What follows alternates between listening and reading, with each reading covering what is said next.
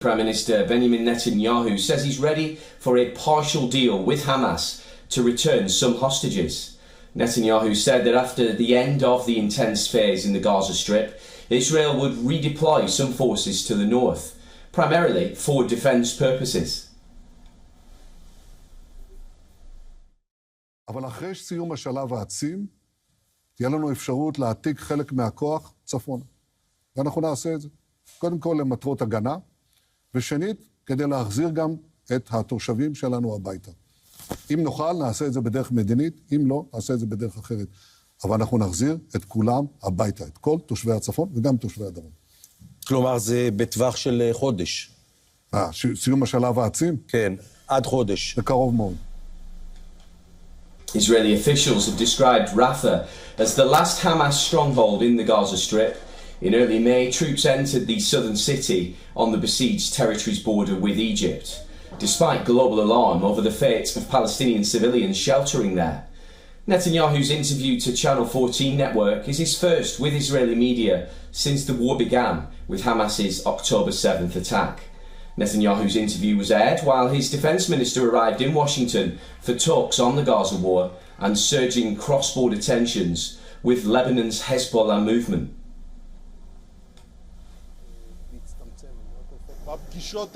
In these meetings, I will discuss developments on the Gaza front, the Lebanon front, and they have a crucial importance at this time. We are prepared for any action that may be required in Gaza, Lebanon, and in other places as well. Yoav Gallant, accompanied by the Israel Defense Forces Deputy Chief of Staff, will meet the US Defense Secretary Lloyd Austin, as well as the Secretary of State Antony Blinken and Joe Biden's Special Envoy Amos Hochstein.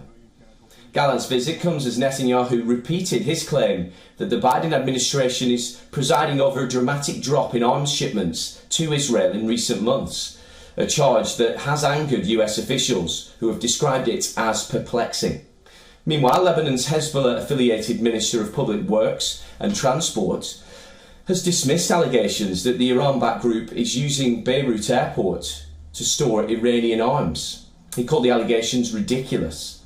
A report in a British daily, quoting an airport worker, said that Beirut's Rafah Harry International Airport is being used to store a variety of weapons, including ballistic missiles, unguided artillery rockets, and laser-guided anti-tank guided missiles. The airport has been under attack not from today but for decades and has always been a destination to discredit Lebanon's reputation.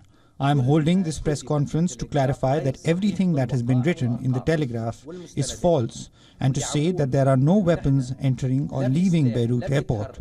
For me, the Israeli enemy is an enemy. Well, joining us now for a bit more detail on all this is our correspondent Jody Cohen, joining us live from Ra'anana. And Jody, what more can you tell us about Prime Minister Netanyahu's interview to Channel 14 regarding the war and the potential for it to expand now into Lebanon with the threat from Hezbollah? Hi, Oliver. So Prime Minister Netanyahu told Channel 14 that Israel would agree to a temporary pause in the fighting against Hamas in exchange for the release of some of the hostages, but that they won't end the war before Hamas is defeated. Now, Hamas is saying that Israel's rejecting the hostage deal, but Israel's Prime Minister's office has said that Hamas has rejected the deal. Israel feels that Hamas has been playing for time, that Hamas is reportedly hoping for a full war to break out between Hezbollah and Israel, and in that way Hamas is hoping to survive.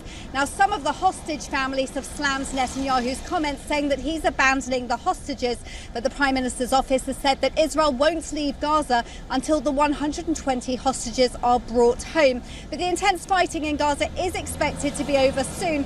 The IDF is then expected to focus on defending against Hezbollah rockets and missiles. Israel, who've been evacuated. And Netanyahu says that if diplomacy doesn't work, Israel will do it in, quote, another way.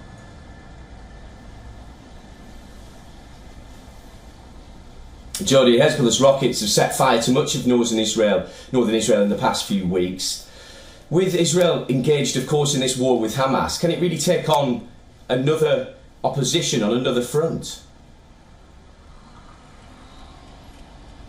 So the IDF has been responding to Hezbollah rockets since the 8th of October when Hezbollah joined in Hamas's attack. Now, the IDF is considered to be a stronger army than Hezbollah, but Hezbollah is much stronger than Hamas and has experience fighting in places, of course, like Syria. Now, Israel has been attacked numerous times on multiple fronts since the re-establishment of Israel in 1948. Netanyahu has suggested that Israel hopes that there won't be a war with Hezbollah, but that Israel is prepared to fight on several fronts if necessary. But this is not just impacting Israel. Remember, Hezbollah has now threatened Cyprus, and Greece's foreign minister has said that it's unacceptable of Hezbollah to threaten an EU country. The Biden administration has reportedly said that they could support a limited Israeli offensive if Hezbollah doesn't stop its attacks, and that's despite the fact that Netanyahu